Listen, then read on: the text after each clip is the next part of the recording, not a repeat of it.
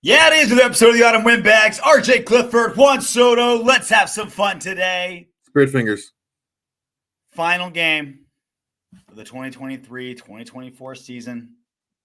We said coming in, or I said coming in, you were kind of wishy-washy on it, but I said coming in, if Antonio Pierce wants this job, he needs to not only beat Denver, but beat them convincingly. The Denver Broncos come into Las Vegas, get their dicks kicked in for the 8th straight time. 4 consecutive, count them, 1, 2, 3, 4 consecutive seasons where the Donkeys have been unable to defeat the Las Vegas Raiders. They fall in the final game, week 18, 27-14. AP now goes to 5-4 into the offseason as he looks to become the main and forever head coach of the Raiders. How about that for an opener? It was a nice game, a nice victory. You can tell. Surprisingly, I think Denver showed a little more fight than I thought they had. So that's kudos to them for showing up and being ready to play. But Farva, man, he had a really good game.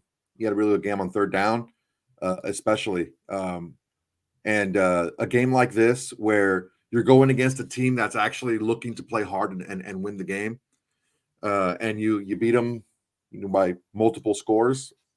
I think it bodes well for AP.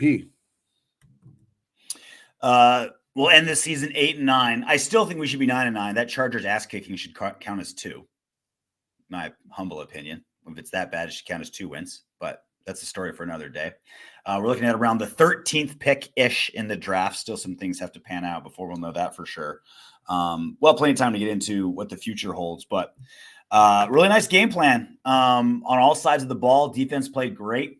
And if I'm Antonio Pierce, the biggest thing I'm saying is this is yet another game where 0 is the apropos number. 0 turnovers committed, 0 penalties. And when you look at coaches like the Antonio Pierce's, like the motivational guys, the players coach, you think, all right, well, that's great. They play hard for him. But on the flip side, they can be not as disciplined, because they don't fear their coach. He's like a buddy, they're not.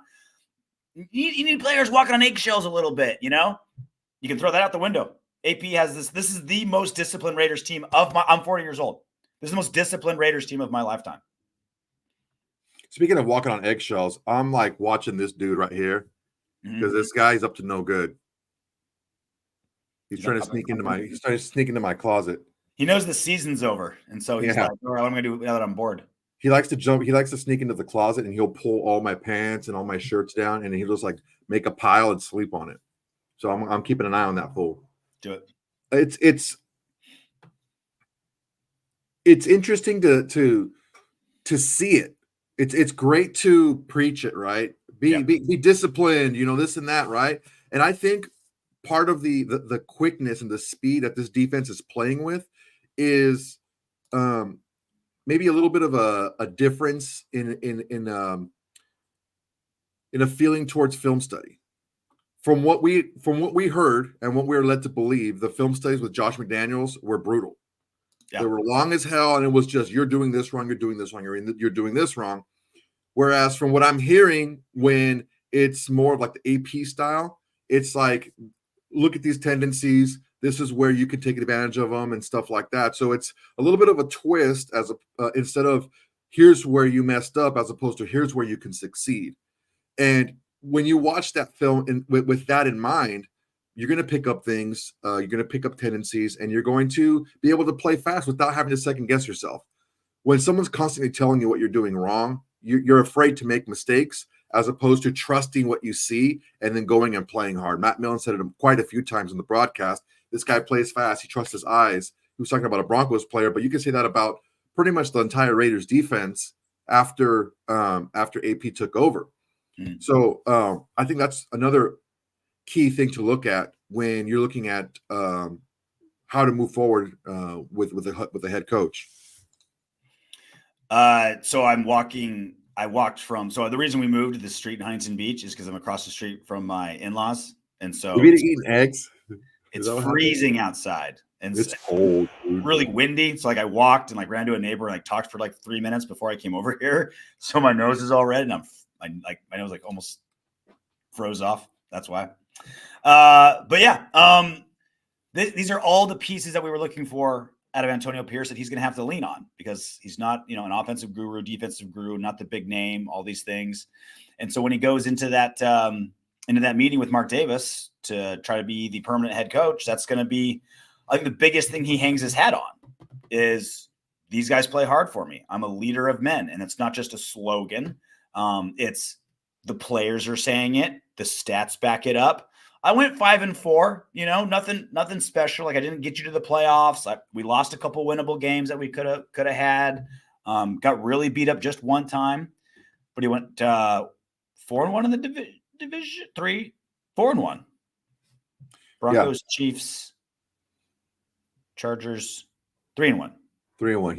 He played the second half, or right, yeah. He played the Chiefs twice. Lost one. Yeah, 3-1 in the division. Multiple games with 0 turnovers, multiple games with 0 penalties, least penalized team in football when he took over, best scoring defense in football when he took over. He's like, yeah, and I was taking over an offense that had a $33 million Jimmy Garoppolo that wasn't worth it, a 4th-round rookie quarterback that wasn't ready to start in the situation, and a team that was poisoned from Josh McDaniels. And I still got us to 8-9. I have a winning record, and it's a disciplined team that still loves me.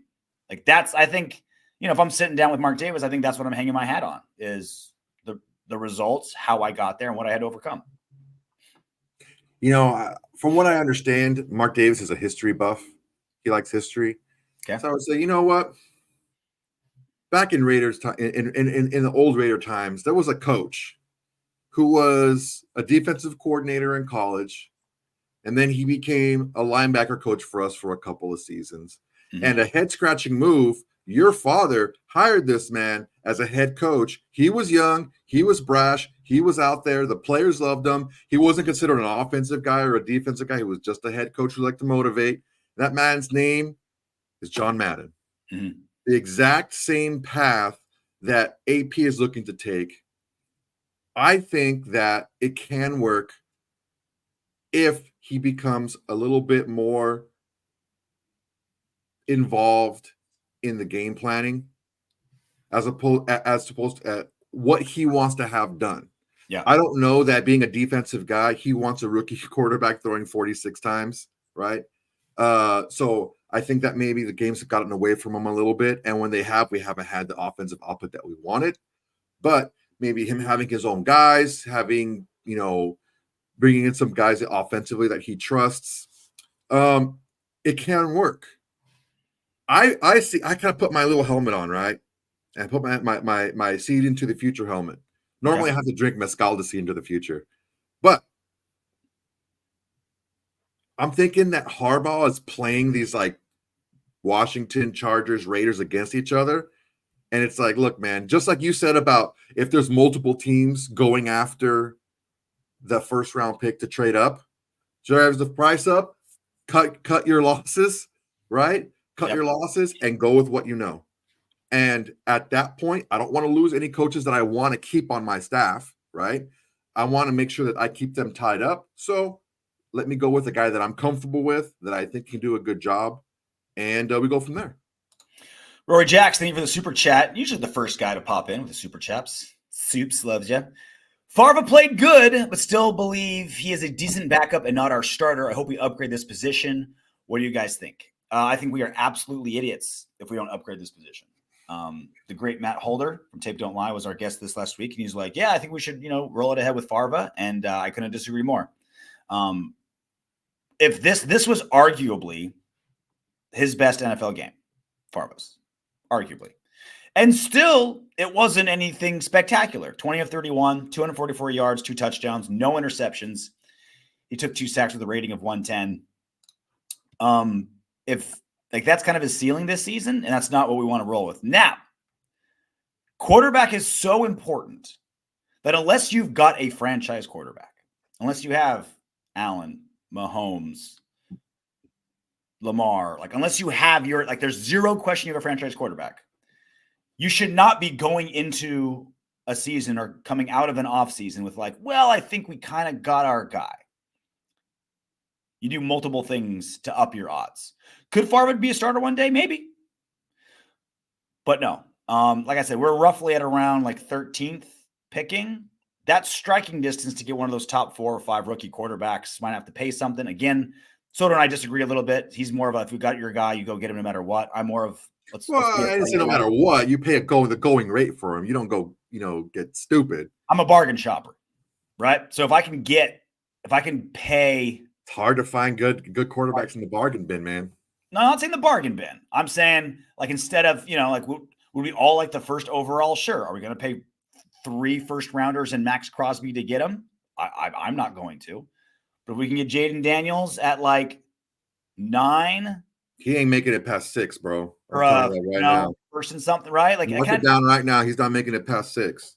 Well, we'll see. Like, Penix's stock went real high. We'll see what happens with Knicks. Like, there's no guarantee. Like, he could be as high as the 3rd guy drafted or as low as the 5th quarterback drafted, right? So it all kind of depends on how things go moving forward. So, long answer to a short question.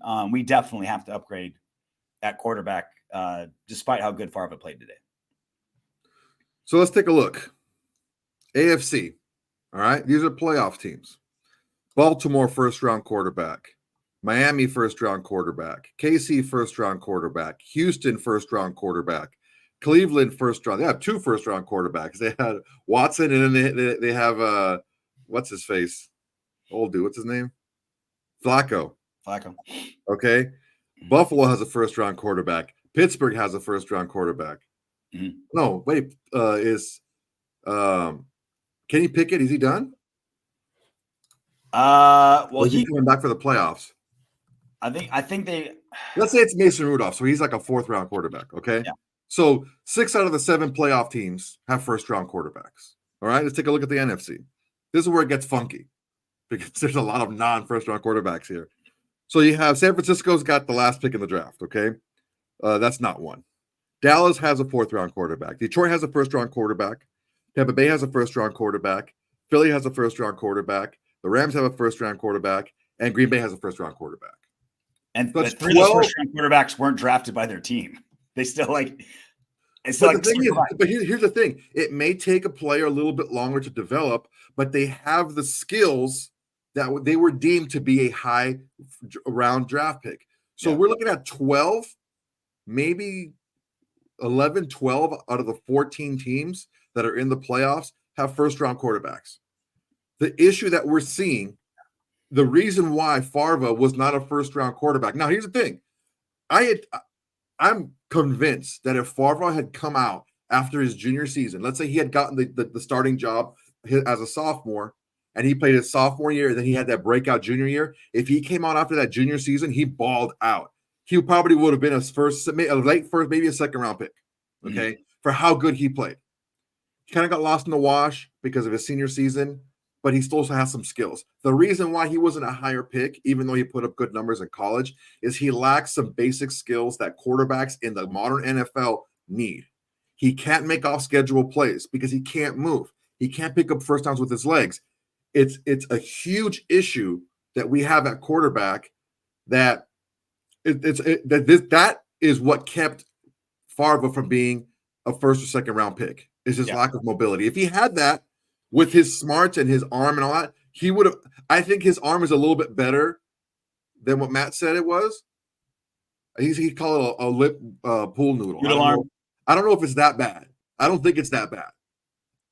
But the lack of mobility is the most concerning thing about Favre.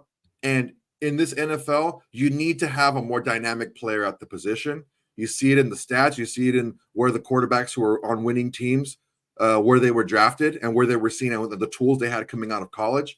It's a big issue that we have going on right now, and it's something that we need to address in this draft.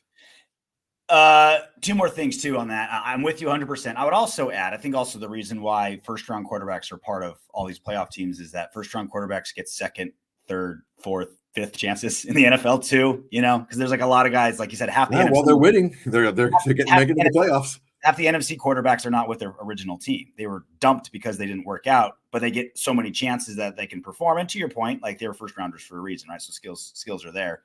And with Favre, like the thing that killed his draft stock isn't like who he is. It's the perceived low ceiling that he has. Like the two things that people look for, that teams look for the most in a quarterback these days are arm strength and mobility, right? His two biggest weaknesses.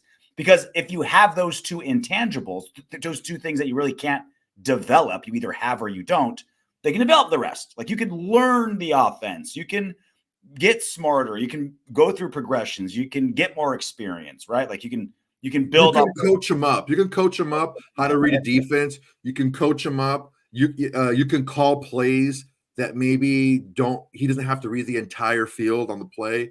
Yeah. And you can work around that if you have the tools. If you don't have the tools, especially the arm strength and the mobility, those are really hard to get better. And if you do get them better, they're not going to be like a huge jump. You can get a huge jump in reading defenses. You can get a huge jump in processing time. You can make jumps that way. But the physical tools, if you don't have them, you really don't have them. And that's the thing is, what is Favre's ceiling? It's perceived to be pretty low because he doesn't have a howitzer as an arm and quick feet. So all the things that he does well, it's like, okay, those are things usually that raw quarterbacks develop to get better. Favre's already got those things. Like that's kind of how he got to this position. And he's 25 years old, right? So it's not like he's 21 and learning all these things. So again, the ceiling with Favre is yet to be seen, but it would be managerial malpractice if the Raiders or whoever the GM may be, if they say, oh yeah, Favre's our guy no matter what. We're not even going to try. Will, thank you for the super chat. Sweet photo. These rumors around Mark Davis wanting to talk with Belichick scares me about the future. I couldn't disagree more. I'm not saying hire Belichick. I'm saying if Mark Davis, who's in the midst of making one of the biggest decisions of his professional career, what to do with a Raider team that needs a GM, a head coach, an OC, and a quarterback, if he's not doing his due diligence with everybody available, he's not doing his job correctly. If he's not at least asking what's going on with Belichick and seeing what the tea leaves are reading, who's interested in Belichick, who isn't interested in Belichick, where's Belichick's mindset? Does Belichick want to sell himself to the Raiders? Is he kind of stiff-arming and saying, no, I don't want to go with the Raiders? Is he saying he needs to know all these things? He needs to know what's going on with the entire landscape of coaching right now. He needs to know everything. I'm not saying hire Belichick. I'm saying he needs to talk to Belichick's reps, know what's going on. He needs to know the entire landscape of coaching right now to make this decision.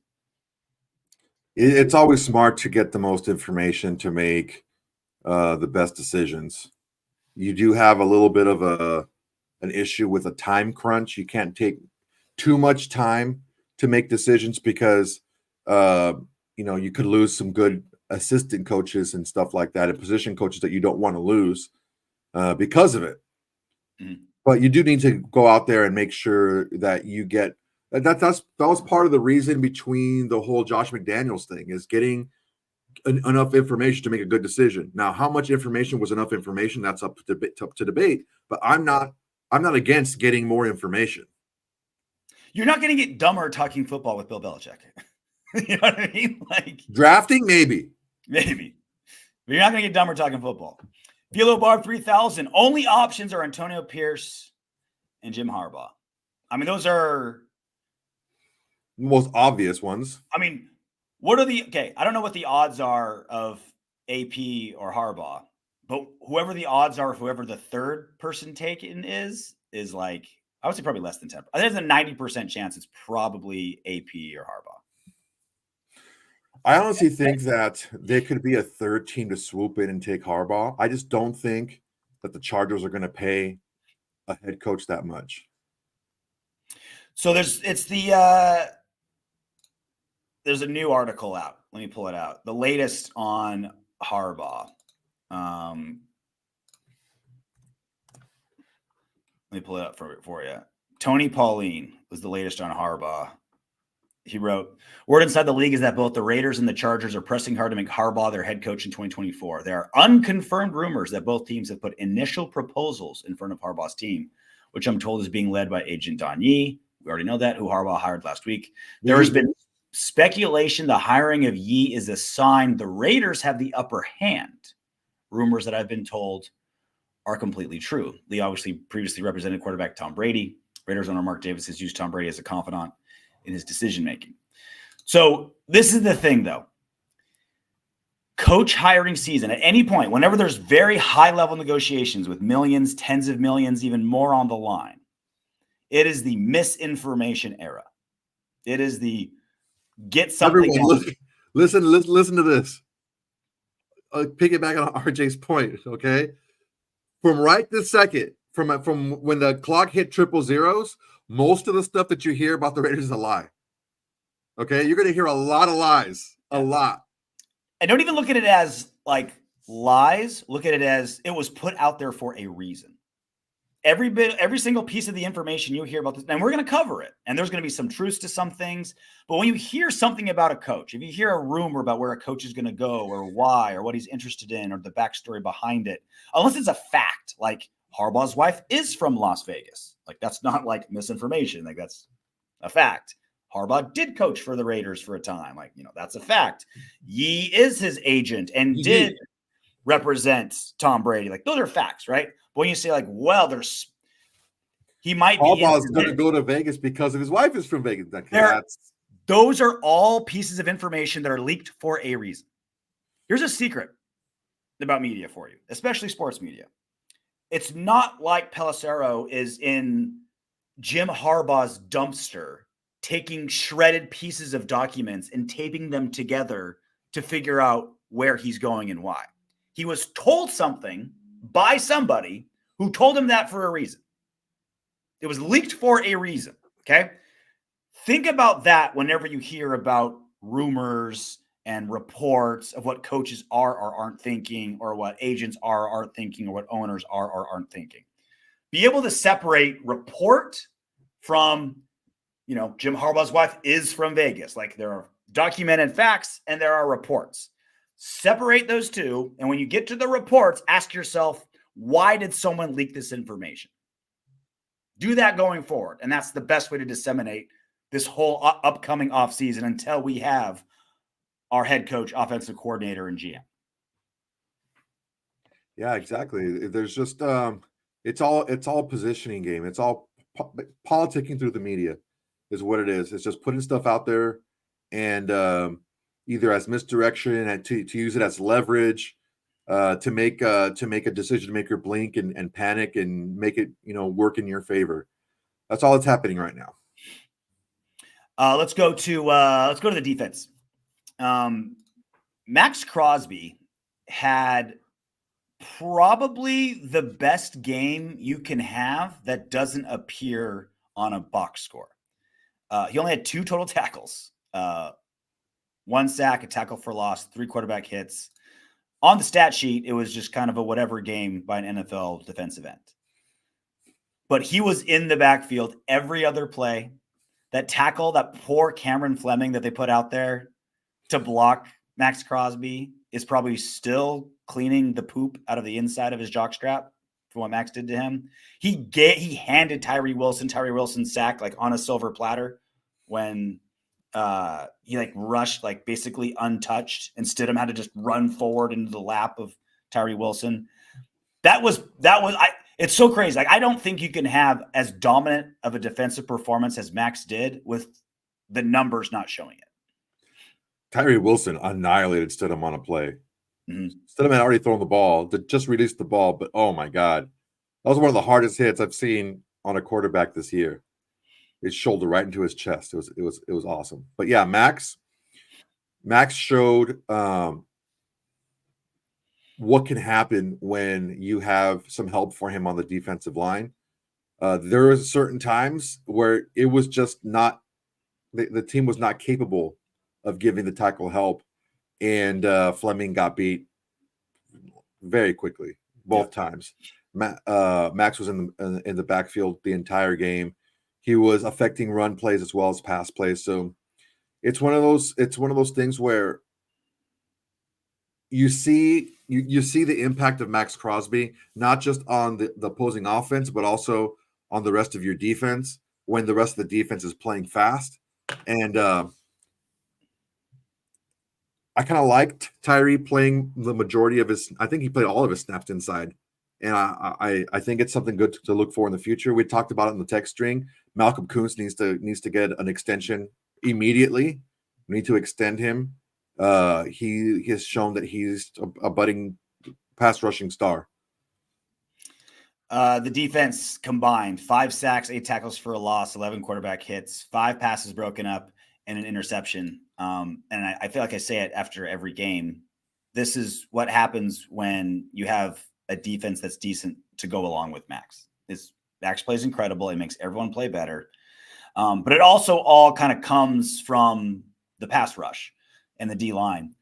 Other than 2 big Jerry Jeudy catches, the Broncos couldn't do anything offensively, really. They averaged 2.4 yards per carry on offense.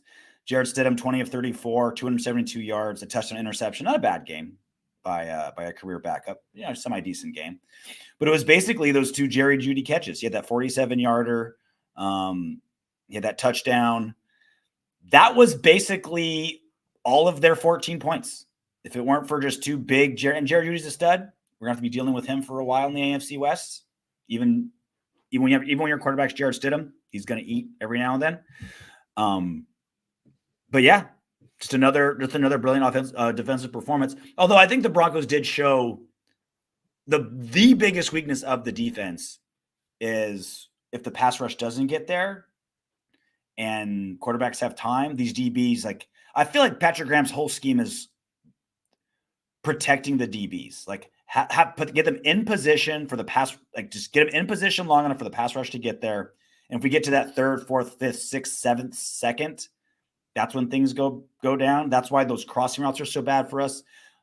Just piss poor tackling by Jerry Jeudy on Jerry Jeudy's touchdown. That first that was awful. It wasn't even like he was breaking those 5 tackles. It was just really bad tackling.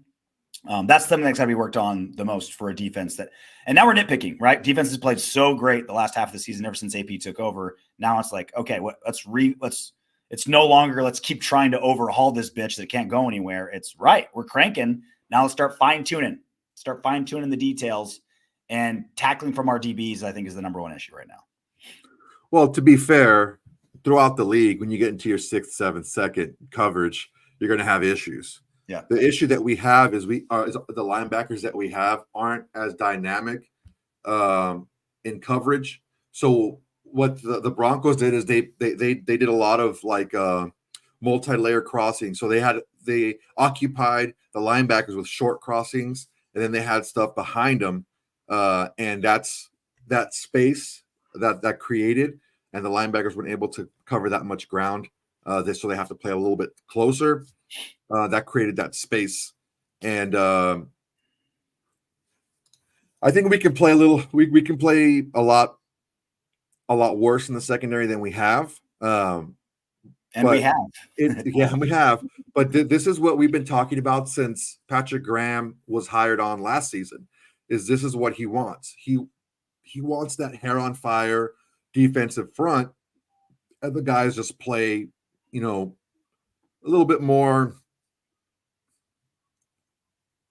better.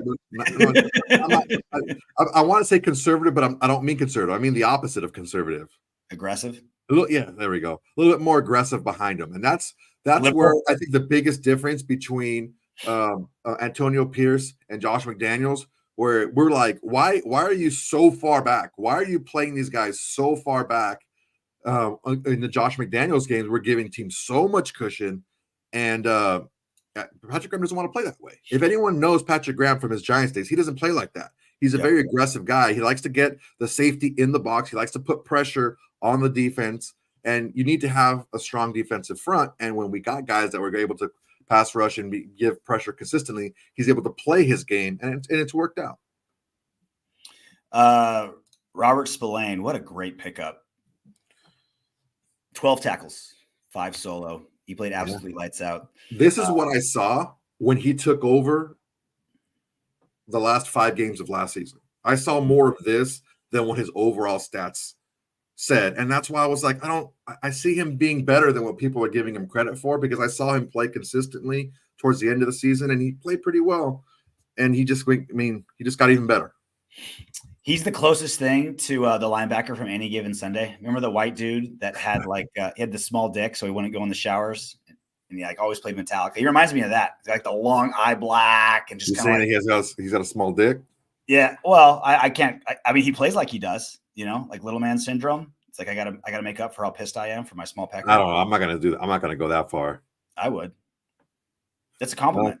He plays like a small dick. Robert Spillane, his R.J. Clifford, he just recently moved to Huntington Beach, and he says you have a small dick. I don't think you have a small dick. That's the greatest compliment I can give an NFL linebacker. He plays with small dick energy, like he's trying to make up for something. Oof. You're welcome. Gotta fix the O-line, though, Mac Bud. I mean, this was a great game of the O-line today. Phenomenal game of the O-line. We haven't even gotten to Zamir White yet, but there were some holes for Zeus to run through the day. The pass blocking was good today. The run blocking normally isn't very good, but it was good today. Zamir White, what did he have? 12 carries or 25 carries for 112 yards, 4.5 yards average. There were some really well blocked holes for him, and the pass blocking was phenomenal. Like there were a couple plays with where there was just everyone was just covered. Like the DBs were just blanking all the receivers, and Favre was just like standing there. Had time to read a newspaper, and he's like, "All right, I got to throw this ball away." Like there were probably 2 or 3 passes from Favre where he had 6 seconds, but no one was open, so he just threw it away. This is a great game, maybe the best game of the O-line all season. Yeah, I think we still need some upgrades for it to be more consistent. These guys are NFL players. There's going to be times where they have good matchups. But we need to be able to do that against good teams, and teams, and have it done consistently.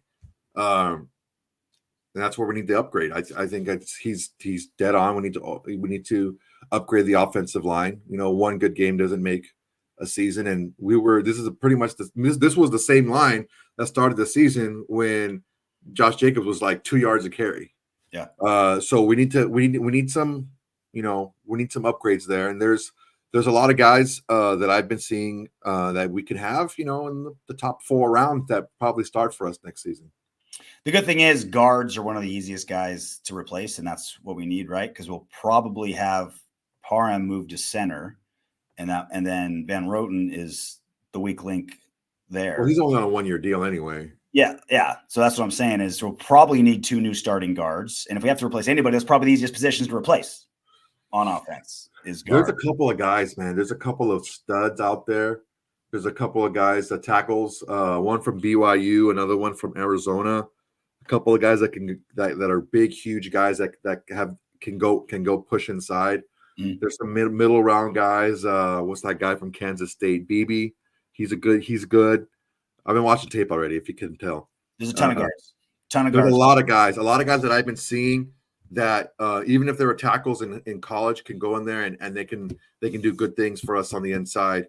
So and I mean I still believe in Coach Basilio on the offensive line. I think he's did a good job. We had a lot of guys going in there in and out of the lineup, and we had pretty good line play to end the season. Johnny Gones, thank you for the super chat, buddy. What up? What is? The entire stadium was chanting for AP. Keep the man and use those potential Harbaugh resources to keep Patrick Graham and improve the offensive staff. Here's the thing about Antonio Pierce. And I am not making a case to not hire Antonio Pierce. Don't think that's what I'm doing here. But there's something you need to understand about Antonio Pierce. Don't confuse easy to root for with the correct guy for the job. Antonio Pierce is so easy to root for. The players love him. He gets the team jacked, hanging out with NWA, coming out of Compton. See, the only dude in the NFL as a head coach who's got stud earrings, he's easy to root for. He's very easy to like and root for, which is great, which is awesome. It's not like he's fool's gold. That's wonderful. But don't confuse that with also the right guy for the job. Being easy to root for isn't the primary thing you want to coach. The primary thing you want to coach is a guy that can lead men, win football games, keep everything together, manage a staff, make great quick game time decisions that are correct, out scheme and out coach his opponents, be able to handle an owner, be able to handle your staff, be able to handle the players. Like there's a lot of things you want. Being super likable and easy to root for is awesome, wonderful quality in a coach, and clearly it's paying dividends with the team that play hard for him. But try not to confuse the two. Like, easy to root for does not always mean the right guy for the job. For sure. I think that when you have the combination of the two, when you have a guy that's easy to root for, that connects to your team, that's able to motivate your team, that's able to get your team to all play to the same level of effort and speed, you have that. Plus, you have a guy that you get along with, a guy that you like. It doesn't hurt. A guy you enjoy going to work with. That matters. Like, don't forget, like this is also a job for people, you know? Dude, we have a mutual friend. He does loans, right? He does home loans, making a killing. Hates his life, hates his job. He regrets every second he has to go to work. Now, he's successful by all accounts and purposes.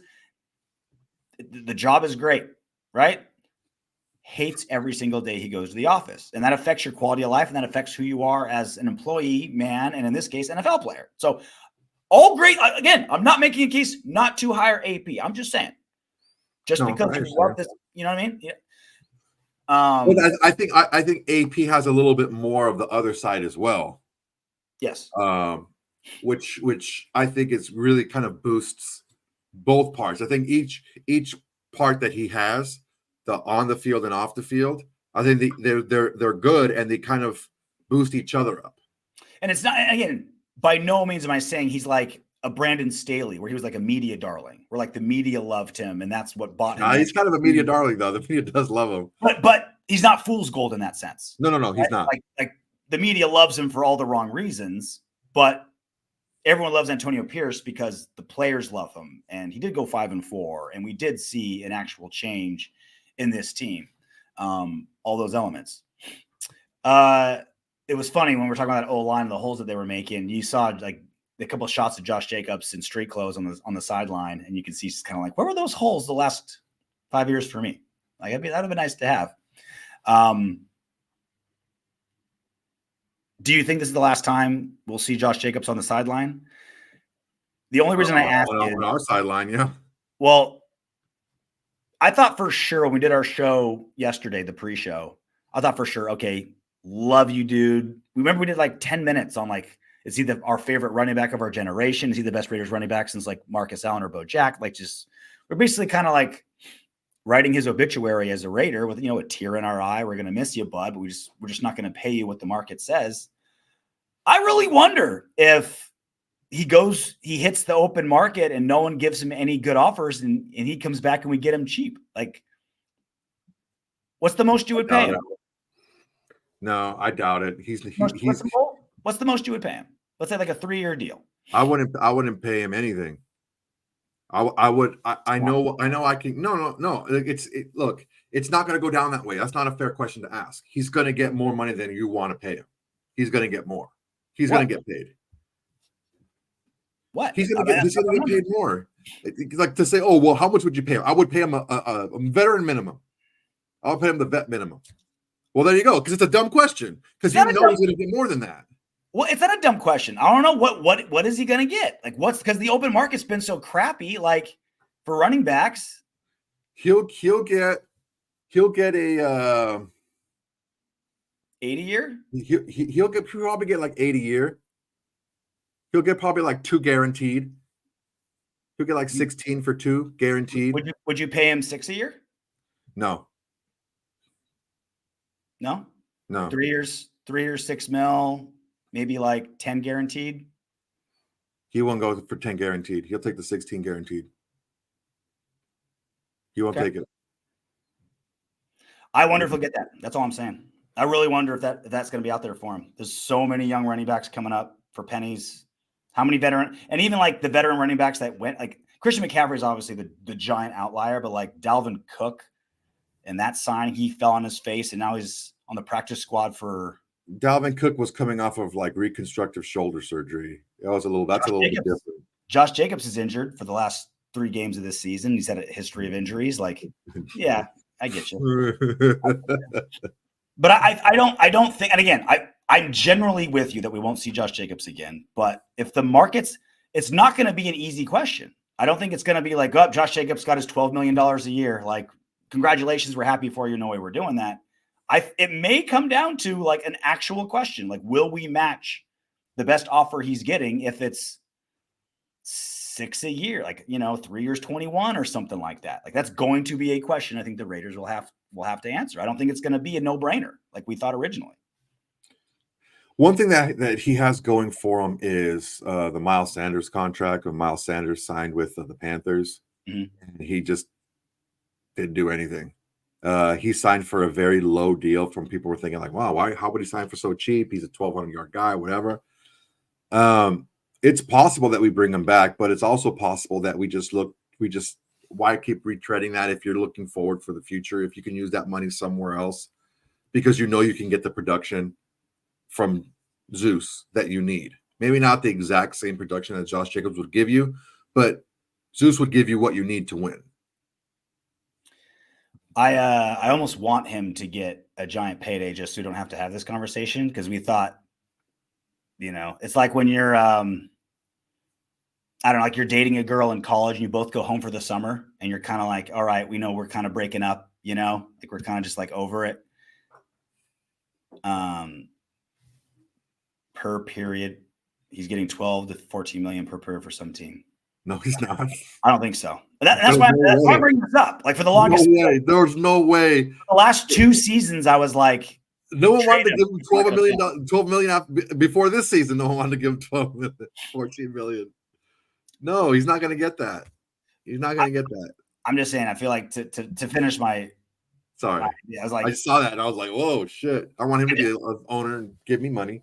Yeah. Because I feel like we've all kind of been like breaking up with him in our mind, knowing that the end was coming. But I don't know if the end is quite as black and white as we originally thought, right? Like, if he gets the $12 million a year, it's very easy, right? It's like, oh, my girlfriend's moving to South Africa. Like, we have to break up. But now it's like, oh, she's moving to the next county over. That's 45 minutes away. Do we have to break up for that much sacrifice? Like, we have to think about it now.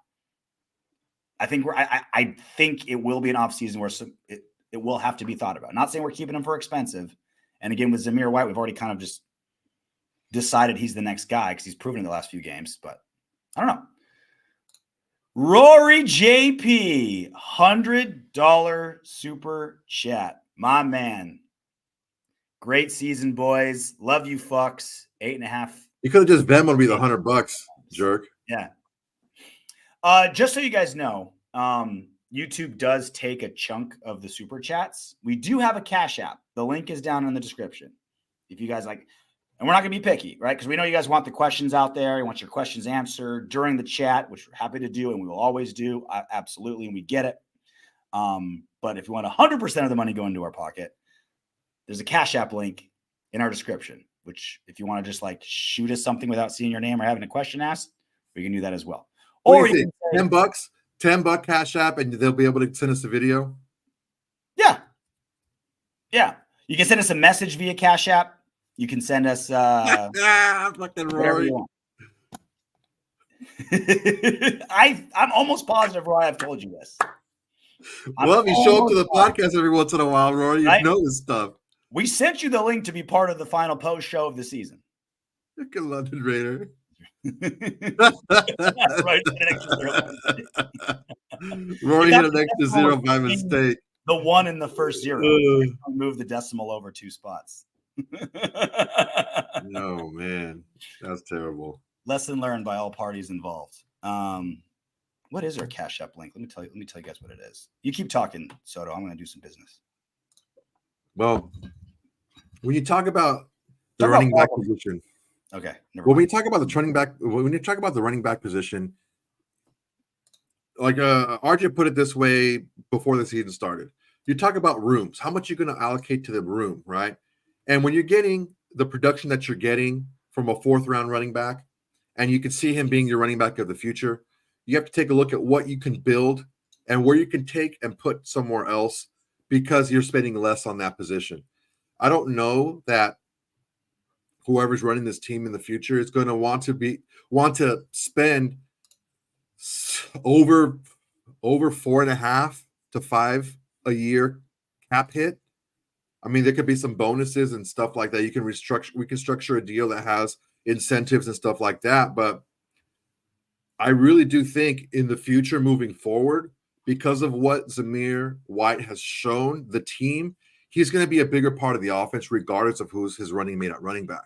And he should be, because he's capable when he's given the opportunity. So that's another thing to think about too, is you kind of have a rough outline of what you're going to pay for different rooms. And, you have that room, and you could shave a little bit off by not bringing back Johnson. He's not going to make a veteran salary. You maybe get some guy, either a late round pick or an undrafted free agent, stuff like that. So you got to take over that role.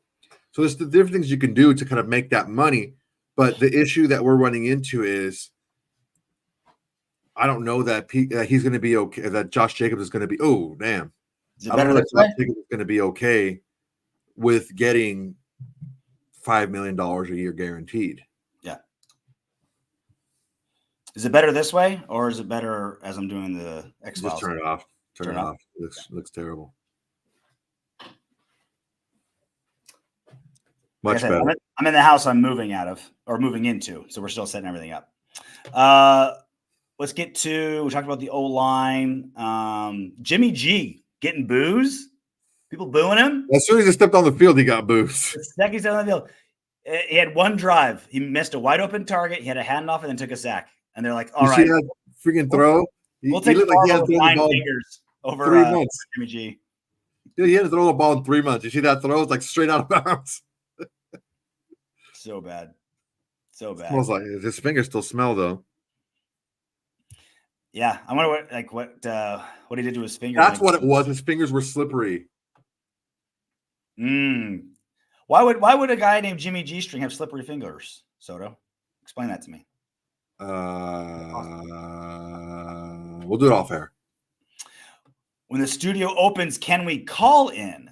So I've always wondered how to do a call in. So we'd use StreamYard as our software. So I don't know how call-ins would work. Like I've been saying, what I really want to do, and it's an option for you members, if you're on the second level. I think I might. All right, I've decided. I'm going to add this. This has been a perk for the middle membership level, but I'm going to make it one for the smaller level. We made it so you can just film a question on your phone with an MP4 and just email it to us, and we'll use it on the show. I like that better because then we can see your face. You can do a couple takes if you want, that kind of thing. There's also ways where we can have you guys just come in and join. I think maybe another perk we should do is members can join the stream. We can email you the stream. You can come on for 30 seconds, minute, chat it up, have a question, whatever. There's that option too. Yeah, we could do that. Set up almost like a batting order, and then we're just you'll click you on and we'll click you off and see ya. And the next person comes on. If that's something you guys want. If you guys want to be part of the broadcast more than chats, we'll find ways to do it. We're open to whatever. Here's the issue that I run into. Here's the issue that I think that we both run into is we try to make this a little bit more interactive. And I think the silent majority really isn't in for that. Yeah. We talked about having guests, and we got a lot of people saying, I don't like guests. If I want to watch him, I'll watch his show. Yeah. I want to watch you for your show. Now, we still like having guests because, we like having guests and talking to guys. But it's the hardcore guys, the guys that are here all the time. That's definitely something for you guys. And, I'm not opposed to doing it. Yeah, we're open to whatever. Especially you guys that are members and do a lot of Boogie, you ain't never lie. I've always been told I got a voice for radio and a face for newspapers. I take it to heart. I think that's basically everything on this game. own the Broncos for a 4th straight season. Again, it'll cost us a couple spots in the draft. I don't care. I want to tell my Bronco buddies that it's 8 straight games, 4 straight seasons. We've been slapping our dicks on your forehead. That's worth a few spots to me. Lovingly, gingerly. It got AP to 5-4. You knew the players were going to go all out for their interim head coach. So it's not like tanking or like not going 100% was even an option. So if we're going to play hard, might as well get the W. And we'll have all of the next several weeks, months, whatever, to go over head coach, general manager, offensive coordinator, quarterback, what's going to happen with Josh Jacobs, what's going to happen with Davante Adams, what are we going to do at guard, what are we going to do at corner, what kind of haircut are we going to see to Mark Davis this summer, what kind of girlfriend are we going to see in the owner's box moving forward. He's got the same chick. He's had the same chick for a while. I know. This is a stable relationship. It's so stable. Like, I think that's why he did like a little bit of a haircut. They've been together. He's like, listen, bro, you got that Peso Pluma thing going on. You need to kind of figure that out. We've had a female guest. We had Heidi on. Heidi's badass. Heidi's on a couple times. Had a female guest. I'm telling my credit card company to cancel the $100 for fraud. Just cash app it. Just cash app us. It's right there. Just cash app us. Anything else, Soto? Final post show. Yeah. I just it's disappointing. It's disappointing how this all worked out. Yeah. But if things fall into place, I think this 1 or 2 years of turmoil can lead to consistency. It's kind of like the rocking of the ship until you get your sea legs and the bearings under you, and then you're okay. We seem to have the team fairly well sorted out, except for the quarterback position and who coaches the quarterback, right? And I think that although if Coach Bo would have had this type of game plan, 31 rushes, 32 passes, right, for the game, if he would have had this in some of the other games, I think we would have fared a little bit better. Yeah. But I just don't think he's ready yet to be an offensive coordinator. I'm honestly, I'm a lot more excited for the future of the Raiders than I've been in a long time. I didn't really like the Gruden hire when we got Gruden. And when we went to Josh McDaniels instead of keeping Bisaccia, I kind of like brainwashed myself into like a wait and see approach. And now it's like, I mean, we see that there's some stability in a lot of different places of the team, a lot more than we've normally seen. We have a lot more stability in a lot of positions. Hold on. This is a giant moment in Autumn Windbags history. Are you saying that the people that said Josh McDaniels was a bad hire are no longer haters? No. Okay, never mind. You're still Soto. Big things this offseason. A lot of big changes. When we get to 10,000 subs, that's when we're going to do some other big things as well. The studio, I know I keep teasing it. It's basically done. We just got to fine tune it. It'll be an off-season studio until we get into the actual season. Thank you guys for the ride so far. The best is yet to come. And until then, knock on wood if you're with me. Hey, you made it to the end of our video. Great job. I know you want more. Go ahead and click the next video. And if you're feeling crazy, go ahead and subscribe.